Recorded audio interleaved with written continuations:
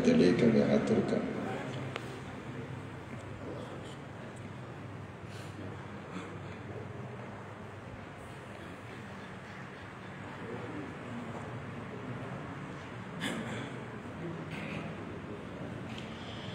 Assalamualaikum warahmatullahi wabarakatuh.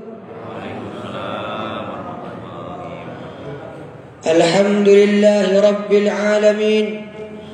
Wassalatu wassalamu ala ashrafil anbiya'i wal mursalin Sayyidina Muhammadin wa ala alihi wa sahbihi ajmain.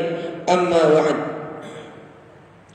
Yang saya hormati para alim ulama, para asatid wal asatidah, tokoh masyarakat, tokoh agama, dan tidak lupa yang saya ta'zimi Kiai Mas'udi Syamsuddin selaku pengasuh Pondok Pesantren Darul Quran wa Da'wah.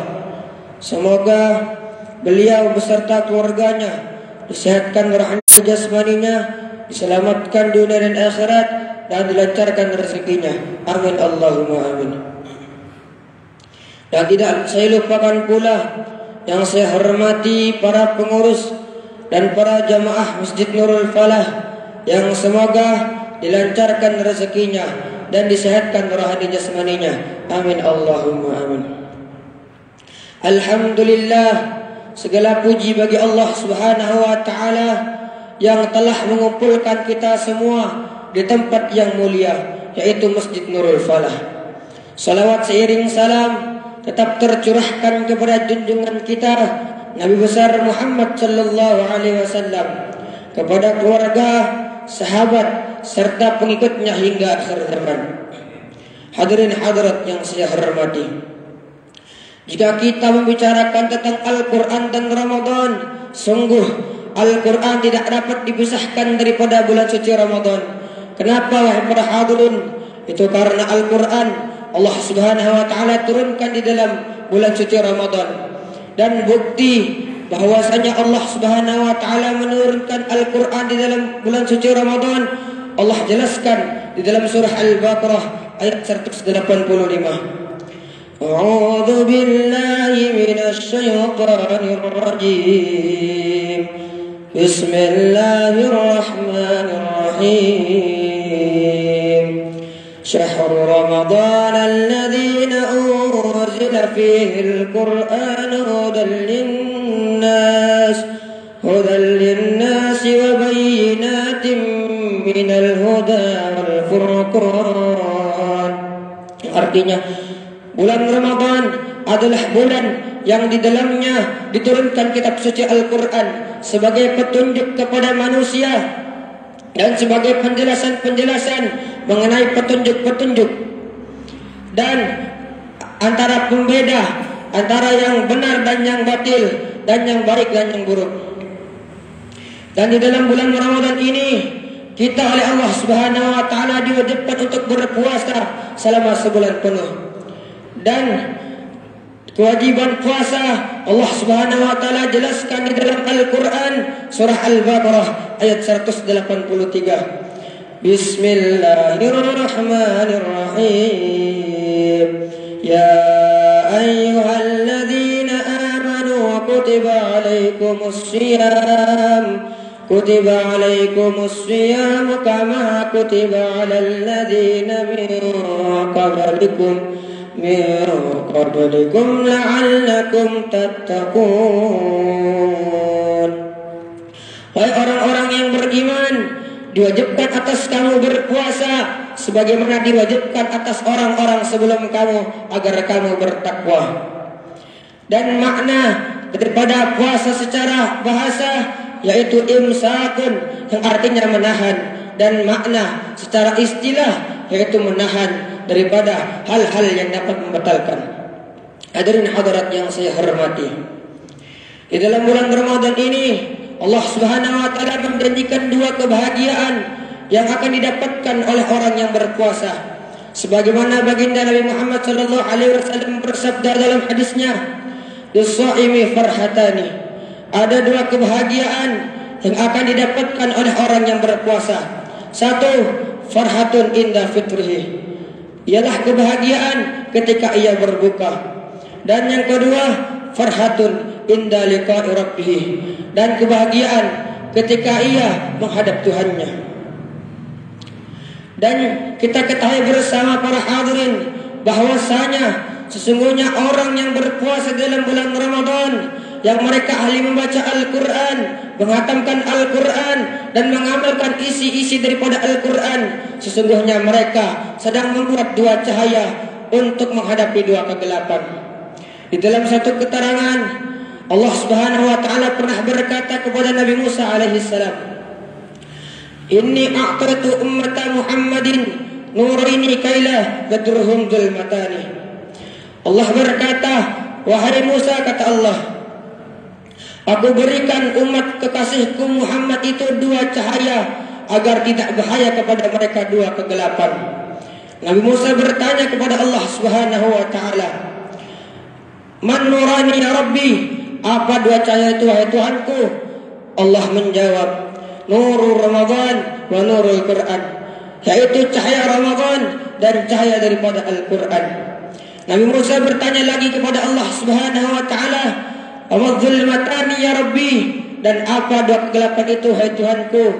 Allah pun menjawab, Zulmatul qabri wa zulmatul yaumil qiyamah, yaitu kegelapan daripada alam kubur dan kegelapan daripada hari kiamat. Hadirin hadirat yang semoga dirahmati oleh Allah Subhanahu wa Ta'ala. Mungkin hanya inilah yang dapat bisa saya sampaikan pada kesempatan kali ini. Semoga apa yang telah dapat saya sampaikan ini dapat bermanfaat bagi kita semua, terutama diri al-fikir pribadi. Amin Allahumma amin. Akhirul kalam, wabillahi taufiq wal hidayah, wabirridha wal inayah. Assalamualaikum warahmatullahi wabarakatuh.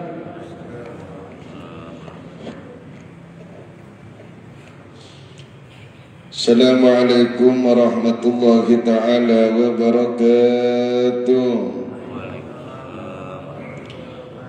Alhamdulillahirrahman alladzi anzala alaina al-Qur'an hudan lin-nasi wa bayyinatin minal huda wal furqan. Allahumma salli wa sallim ala sayyidina Muhammadin akmalil insan wa ala alihi wa sahbihi ahlil ilmi wal irfan, amma ba'du.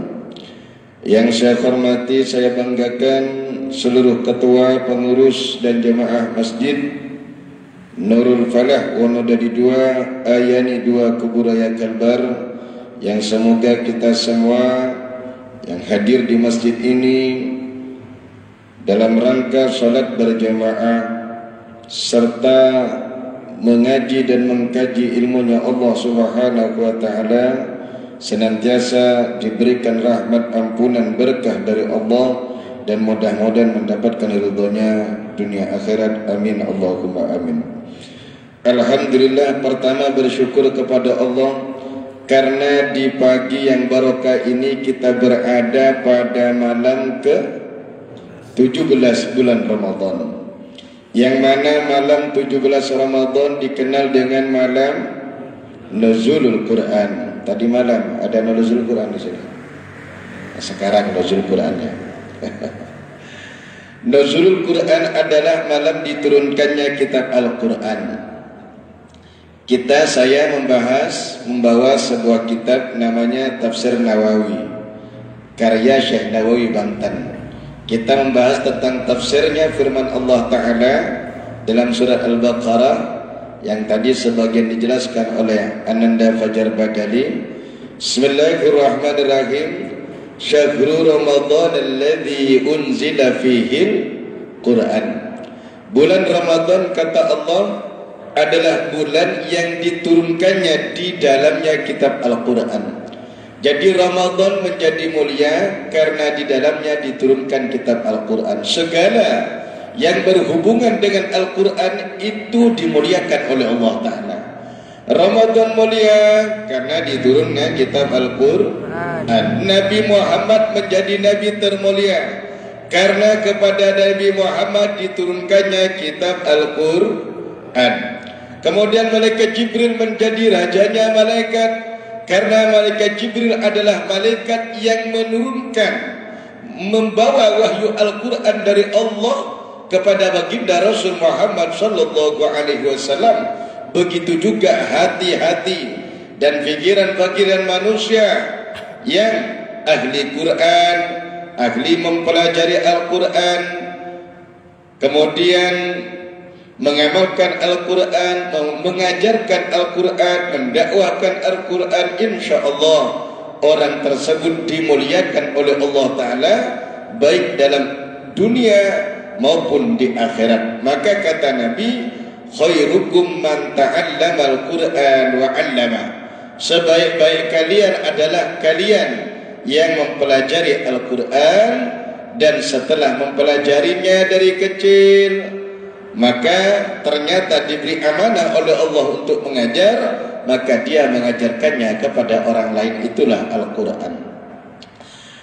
Dalam tafsirnya, bahwasanya anna Jibril nazala bil Quran dalam tanghada fi lailatul qadar, bahwasanya Quran diturunkan oleh Allah kepada malaikat Jibril alaihi salam secara global pada malam Lailatul Qadar. Ini berkaitan dengan surah Al-Qadar, inna anzalnahu fi Lailatul Qadar. Sesungguhnya kami turunkan Quran tersebut fi Lailatul Qadar, di malam Lailatul Qadar. Wa ma adraka ma Lailatul Qadar? Tahukah engkau apa Lailatul Qadar tersebut? Lailatul Qadri khairum min alfi syahrin. Malam Lailatul Qadar malam kemuliaan. Lailatul Qadar itu Lailatul malam, Al-Qadar itu kemuliaan. Maka Lailatul Qadar disebut malam kemuliaan. Lailatul Qadar khairum min alfi syahrin. Lebih baik daripada 1000 bulan. Beribadah di malam Lailatul Qadar.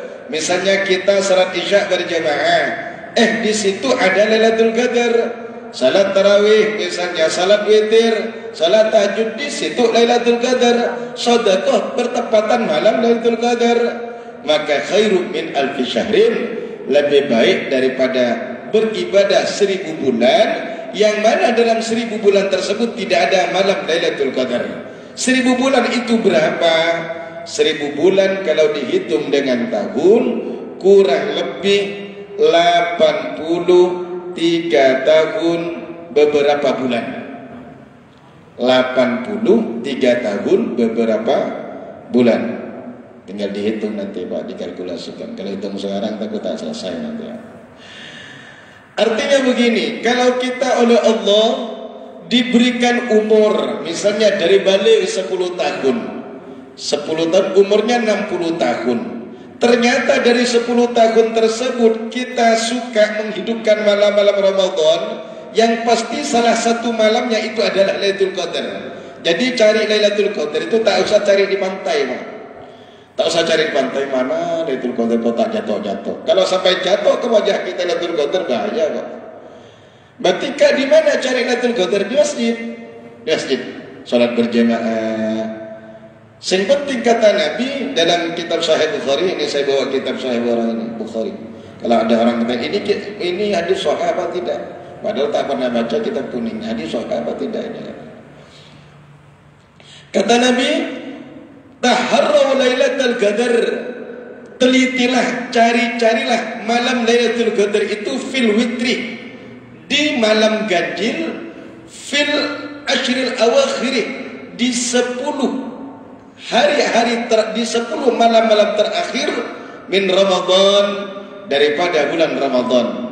Kita sudah hafal berarti 21, 23, 25, 27, 29, 31.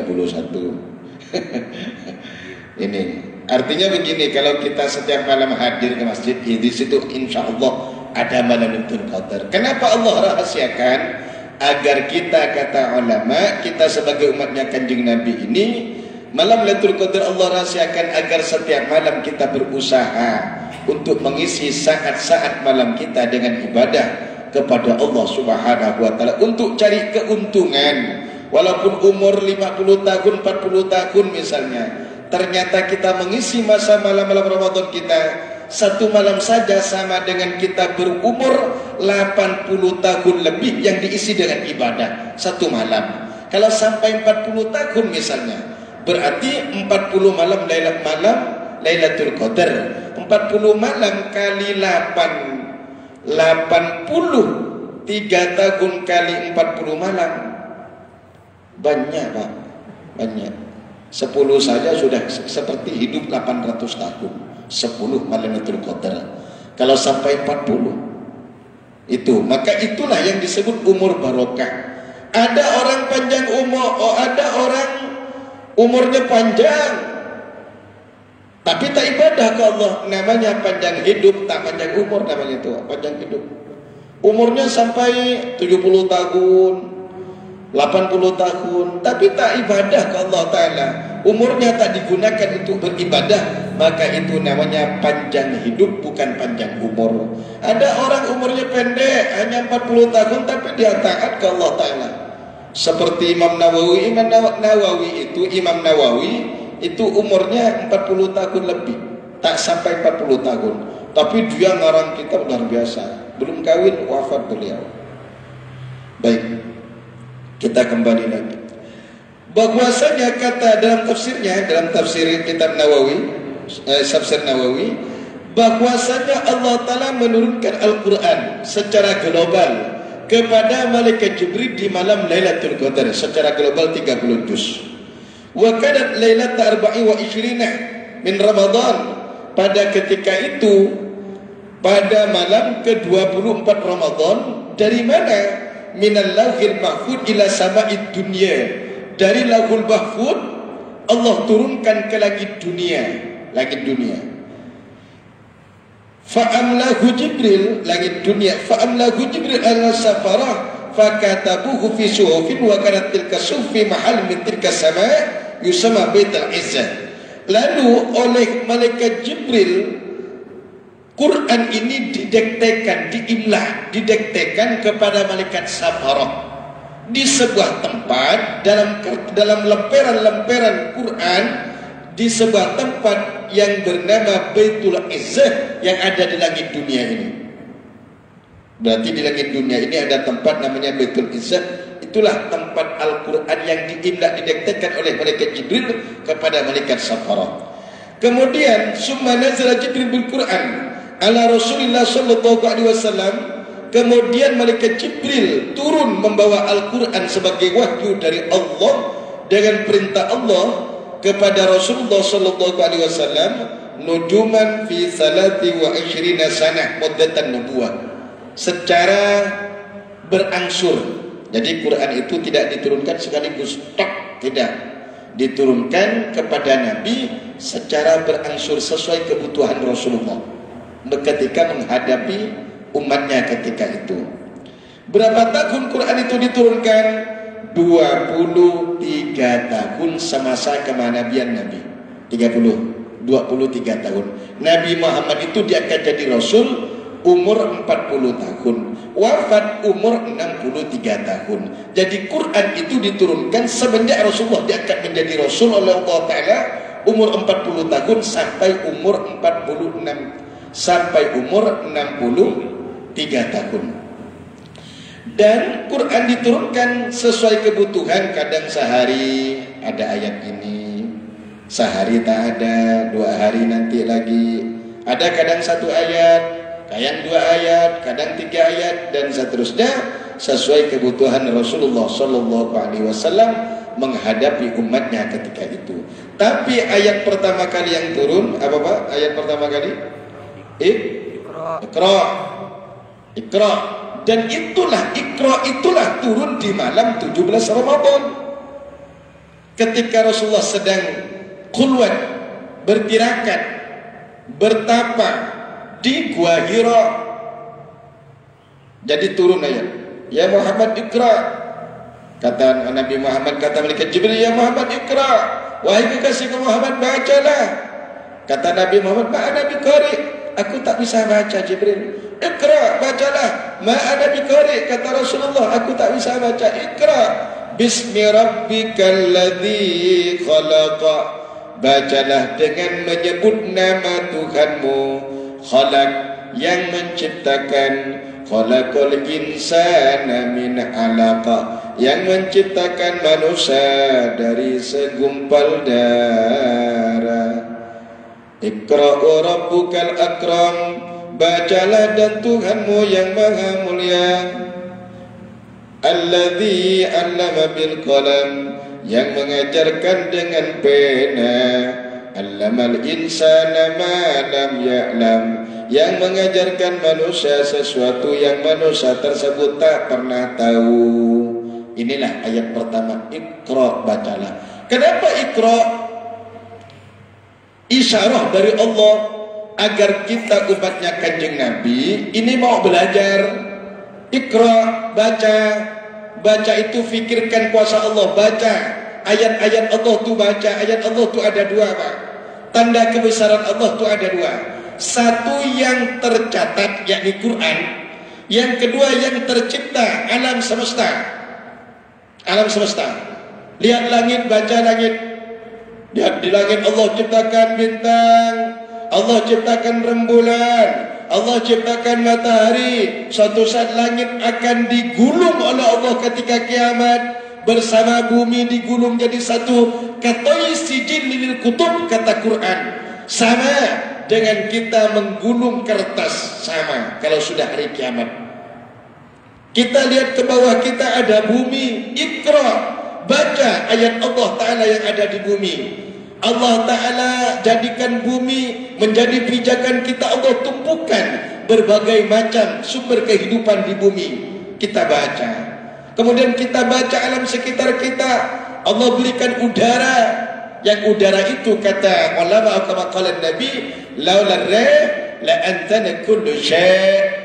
Andai kata tak ada udara, segala sesuatu akan menjadi busuk. Maka udara itu rahmat, nikmat dari Allah Ta'ala yang wajib kita syukuri ke Allah. Andai kata tak ada udara, maka segala sesuatu akan menjadi busuk. Kenapa tak busuk? Karena ada udara, udara segar dan lain sebagainya. Maka udara nikmat dari Allah Ta'ala. Iqra, bacalah. Kemudian ayat terakhir yang Allah turunkan yaitu ayat al-yawma akmaltu lakum dinakum. Pada hari ini aku sempurnakan bagimu agamamu. Dan itu turun dalam keadaan haji wada. Rasulullah haji pamitan mau pulang. Rasulullah haji wada. Ketika itu maka turunlah ayat al-yawma akmaltu lakum dinakum wa atmamtu alaikum nikmati wa raditu lakumul islam dinan. Wahai kekasihku Muhammad, al-yawma hari ini akmaltu aku sempurnakan lakum bagimu dinakum agamamu wa atmamtu alaikum nikmati dan aku sempurnakan atasmu nikmati-nikmatku wa raditu lakumul islam dinan dan aku ridho Islam menjadi agamamu. Sahabat takbir semua Allahu Akbar, kecuali Sayyidina Abu Bakar bin Khattab radhiyallahu anhu nangis ketika itu. Kenapa nangis?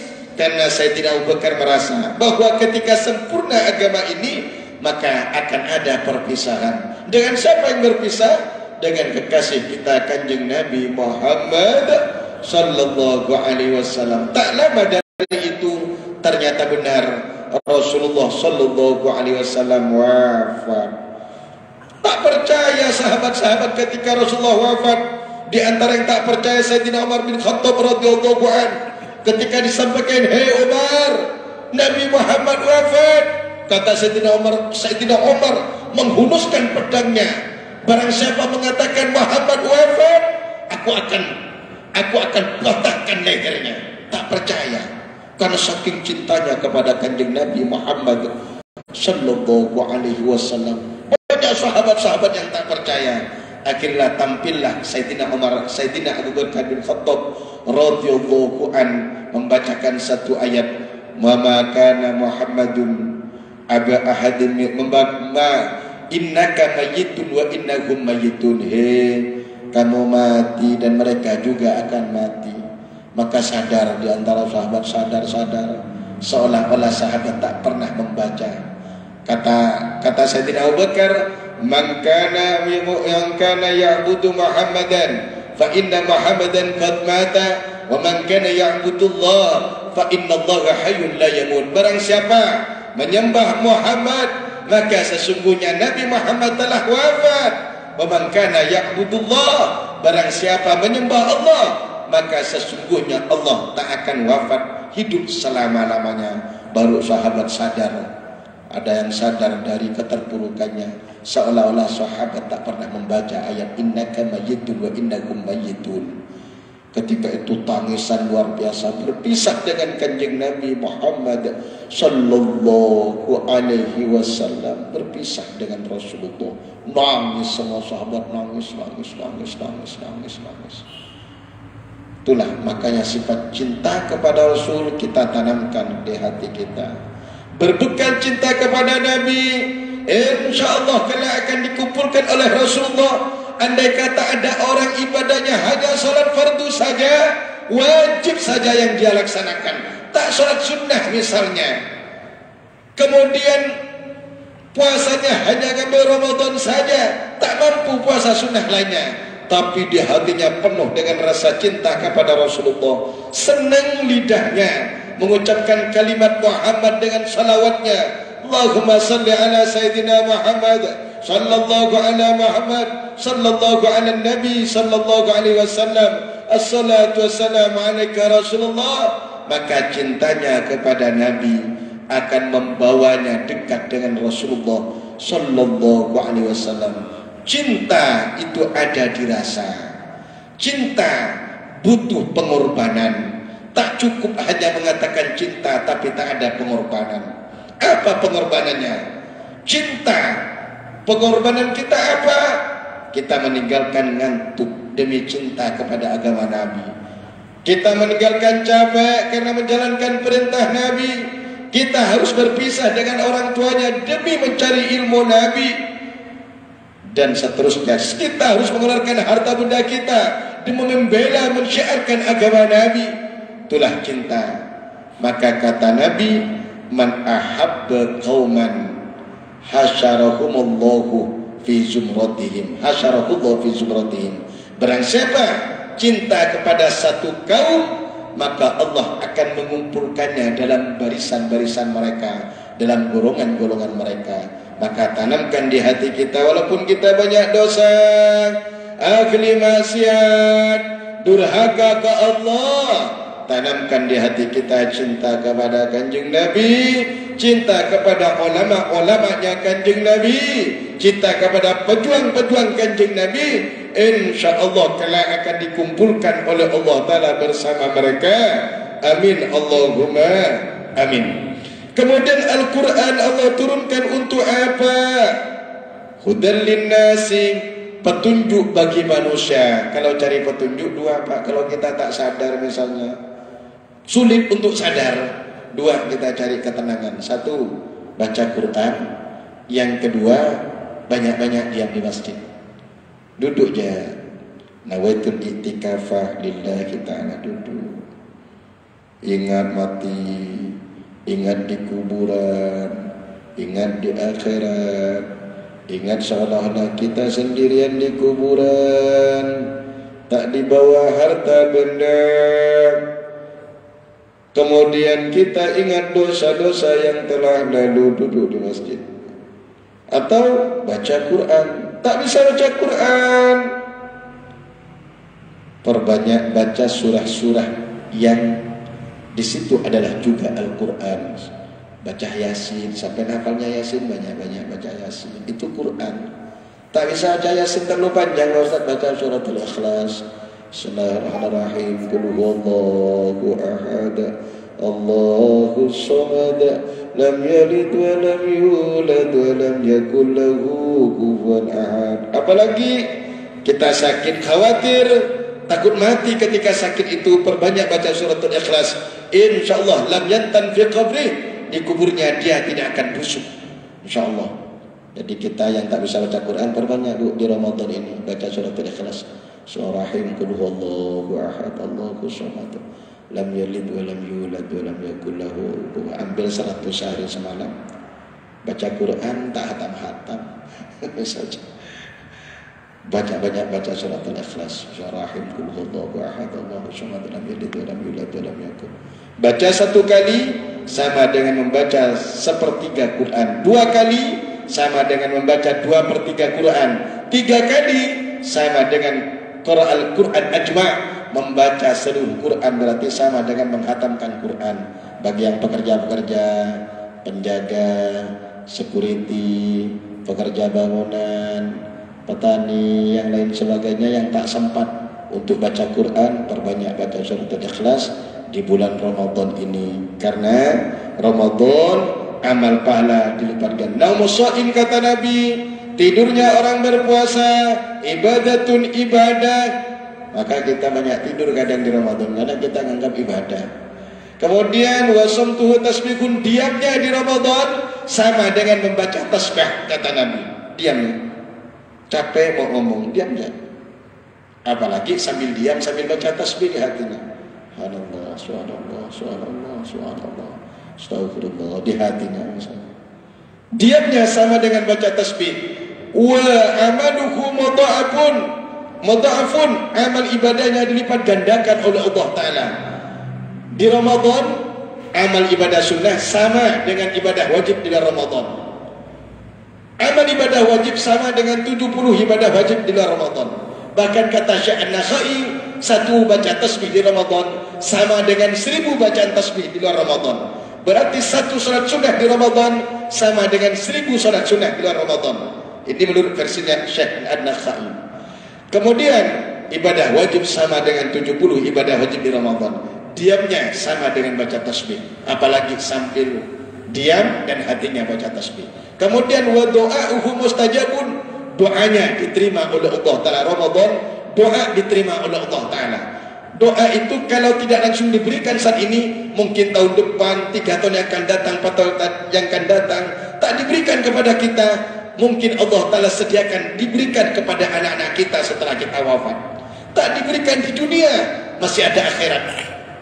Mungkin Allah Ta'ala kumpulkan agar diberikan di akhirat, diganti dengan surganya Allah, dengan derajat yang tinggi di surganya Allah Ta'ala.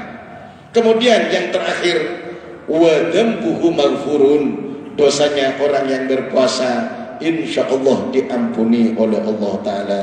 Maka mudah-mudahan dosa kita diampuni oleh Allah, derajat kita diangkat oleh Allah, urusan kita dilancarkan oleh Allah, hutang kita mudah-mudahan dipermudah untuk lunas oleh Allah Ta'ala. Anak-anak kita mudah-mudahan jadi anak-anak yang saleh-salehah. Istri dan suami kita mudah-mudahan senantiasa semakin hari semakin dekat dengan Allah. Dan mudah-mudahan orang-orang tua kita yang telah wafat, mudah-mudahan diampunkan dosa-dosanya oleh Allah, diangkat siksa kuburnya oleh Allah, diangkat derajatnya oleh Allah, dijadikannya kuburannya taman daripada taman surga oleh Allah. Yang masih hidup sedang sakit, mudah-mudahan diangkat penyakitnya oleh Allah. Saudara-saudara kita yang sakit, sahabat-sahabat kita yang sakit, kesulitan, yang sulit mudah-mudahan dipermudah oleh Allah. Yang tak tahu mudah-mudahan diajari oleh Allah. Yang lemah mudah-mudahan dikuatkan oleh Allah. Yang fakir mudah-mudahan dikayakan oleh Allah. Yang bodoh mudah-mudahan dialimkan oleh Allah. Yang belum punya jodoh mudah-mudahan dipermudah untuk mendapatkan jodoh yang baik-baik, yang saleh-salehah oleh Allah Ta'ala. Yang berusaha mudah-mudahan dilancarkan usahanya oleh Allah, diberkahi usahanya oleh Allah. Dan mudah-mudahan kita semua dan mereka diberikan kesuksesan oleh Allah Ta'ala dan keselamatan dalam agama dunia dan akhirat. Amin Allahumma amin. Karena sudah 5:30, kayaknya sudah angguk-angguk geleng-geleng semuanya. Mudah-mudahan bermanfaat. Bismillahirrahmanirrahim. Allahumma anfa'na bima 'allamtana wa 'allimna ma yanfa'una warzuqna ilman alladhi yanfa'una. Alhamdulillahi ala kulli halin wa na'udzu bika min ahwali ahli nar semuanya. Subhanakallahumma wa bihamdika asyhadu an la ilaha illa anta نستغفرك ونتوب إليك وصلى الله على سيدنا محمد وعلى آله وصحبه وسلم والحمد لله رب العالمين والسلام عليكم warahmatullahi ta'ala wabarakatuh.